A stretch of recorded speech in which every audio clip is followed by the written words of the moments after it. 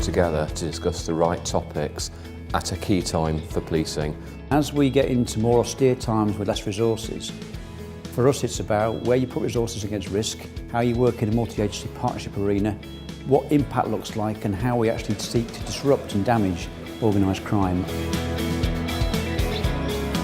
You get to meet other people from other agencies to talk about, away from the usual hubbub of work, about some broader issues. I've already had a conversation with a colleague from Derbyshire that may well result in a useful operational collaboration. So, you know, that's the sort of thing that you get out of this sort of thing.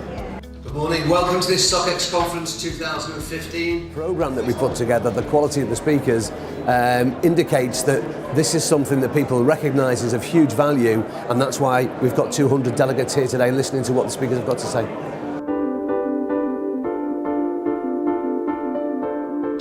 Concept and driver of a lot of change is this notion of globalisation. Globalisation is changing the nature of crime, and in turn it's forcing us to re-evaluate our responses to crime. The fact that the internet is much more pervasive, people have access to internet devices, smartphones and so on, means that we are both exposing ourselves in terms of vulnerability to crime, but then criminals also have access to means of criminality that wasn't the case in the past. Could never ever have predicted back in the 80s what we're dealing with now, and it's about movement of communities, about globalisation, about diversification of threats, the transport of and transfer of money. You know, people are suddenly working in virtual currencies, we're working in the virtual space, and that bit about offender location victim is completely changed. Cyber for me is not just about malware and the like. That's a big element of it, but it's also about understanding how we in policing operate in the digital world. It was really interesting talking to the other candidates about their jobs and about the obstacles that they had to overcome as well. And it was interesting to see actually how similar all our challenges are, even in different areas of policing, in HMRC and DWP, and that actually a lot of the work that we do is very similar. Well, obviously, my interest is in modern slavery, and there's something very live in the public debate at the moment because the bill was in the House of Commons the day before yesterday, and the Home Secretary mentioned it in her speech. To have got the modern slavery bill through Parliament, which is an achievement. She's also seems someone who's very engaged with her brief, and regardless of your politics and whether you agree with the direction the government's taken, it does seem that she's someone with an eye for detail, someone who's interested in the operations, and I think that came out in the Q&A.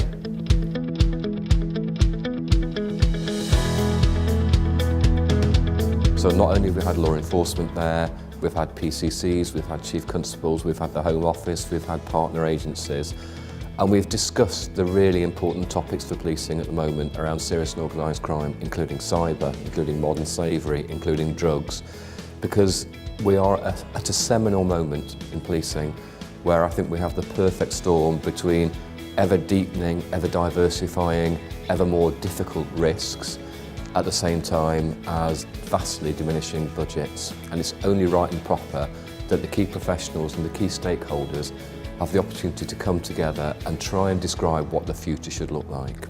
Pretty well all of the topics in one way or another relate to my responsibilities.